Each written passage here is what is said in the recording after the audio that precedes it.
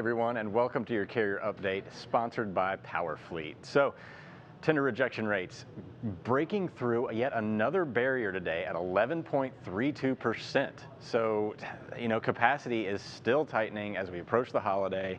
This is the highest level, if you follow this horizontal line here, the highest level since January 8th of this year. So, that's a big news because this fall through was coming off at an all-time high, like in 2018. So we were plummeting at this point, but over here, we're actually driving this rate all the way back up. So it's almost like a signal that the market may be turning in the long run, but don't get too excited because January is on the horizon. So this time of year, carriers are trying to keep their drivers within a certain boundary or a certain range so they can get to home time, etc. So I think it would be a good exercise to walk through and see where the shorter haul freight is. Where do you want to source that? So this is going to be your single day moves between about 100 miles and about 450 miles. Anything that a carrier can easily accomplish in a single day or a 24-hour period, no problem.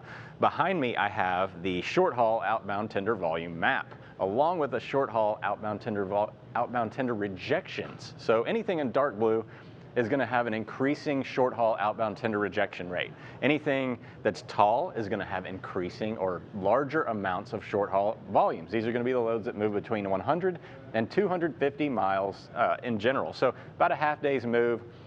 Should have plenty of time to go find another load to pick up in that time. So the average lead time right now in the country is about 2.6 days. So a lot of this freight might be set up for next week, but a lot of it is probably still sitting in that single day range.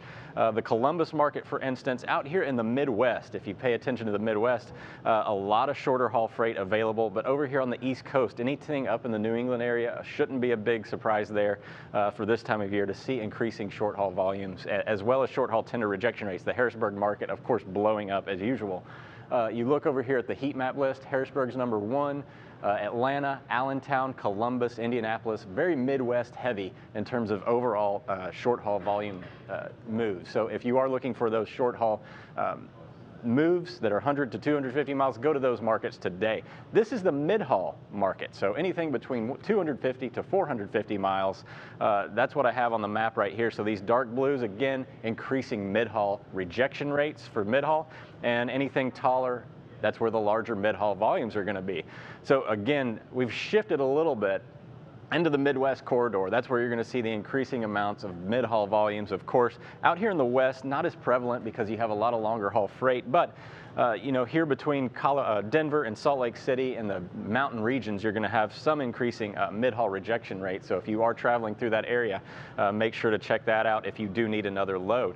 But the Midwest is really where all the mid-haul volumes are at this point in time. Columbus, pretty good example of a lot of volumes, but tender rejection rates not necessarily there. So you may not have as much luck on the spot market in Columbus as you would for, say, in St. Louis, Missouri.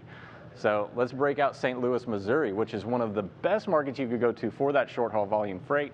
It's going to be, a lot of loads going to Chicago and Columbus. These are the biggest lanes in that area. So St. Louis, a really good spot if you're looking for any short haul. Short haul rejection rates up to around 17% or 9%, I should say, but reefer rejection rates also up in that 17% range. So reefer rejections in this area, if you are looking for reefer loads particularly, check out the St. Louis market. So wrapping this up across the country, if you look across here, it's still a lot of heavy weighted rejection index values across the Midwest and into the Northeast. And so if you are looking for loads in those areas, go ahead and check the spot market. And that'll do it for today's carrier update.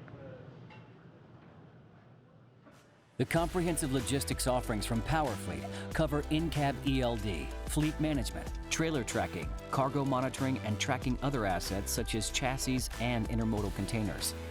Power up your operations with PowerFleet.